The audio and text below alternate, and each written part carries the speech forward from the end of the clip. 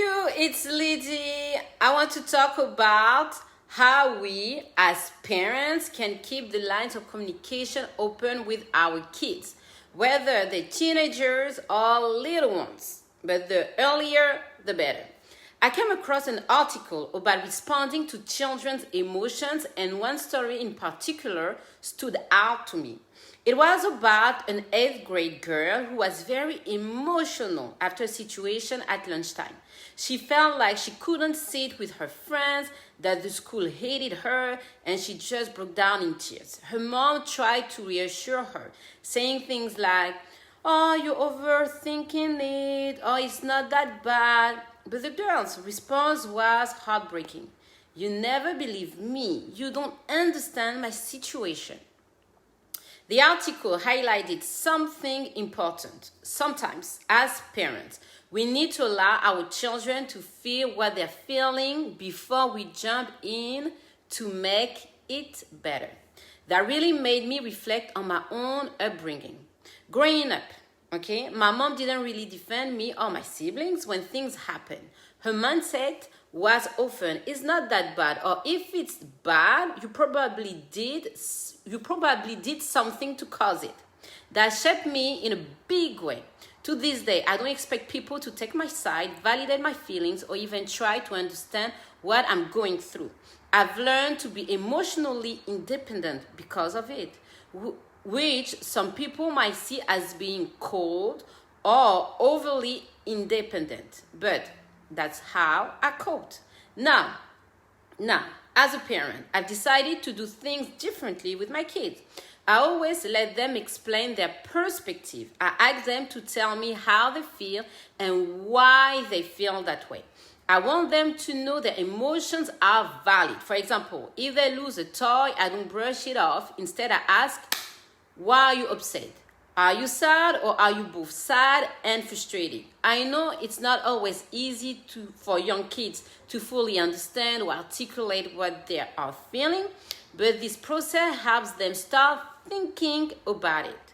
This approach also teaches an important lesson: understanding your emotions and recognizing why the opinions of others should not weigh so heavily on you. I want my kids to learn early that their feelings matter, and they should understand why they feel a certain way before worrying about how others see the situation.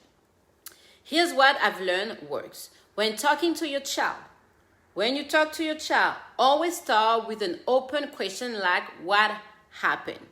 If they say nothing, you can gently say, "I can see that something's bothering you. What happened?" And this one is very important, no matter the age. When you see your child crying, we're not saying, "Why are you crying?" Don't say why. Just say, "What happened?" When your children are, they have like a feud, "Oh, I had the toy before," and things like that, don't take side. Just ask the question, "What happened?" And let them share their own perspective. And then you're going to go deeper and deeper to understand the situation, both situations. Don't be like my mom, who always sided with the other, saying that, "Oh, if they are mad, it's because I did something wrong." Don't be like that. But also, don't be a parent that will just comfort or go with your own child not knowing what happened. So remember, when something is happening, just ask, "What happened?" So then, what happened? Avoid interpreting and assuming. Just describe what you see. For example, if they seem sad, don't say, "You're sad because your friend said something mean." Instead, say, "I see that you're upset. Can you tell me why? What happened?"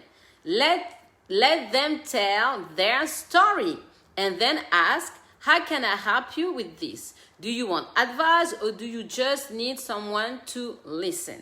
This creates a safe space where they know they can come to you, whether they need a listening ear, some advice, or just a shoulder to cry on. So when they are young, you know that they want also comfort, so you're going to offer them. But the question, it's more when the child is teenager. Now you can say, okay, I hear you. How can I be of help? Or you don't need to say it out loud. You can think it and see what are going to be the non-verbal cue that your child will give in you. So now you know and say, okay, let me just listen.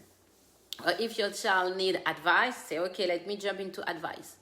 Or if your child wants support, give support.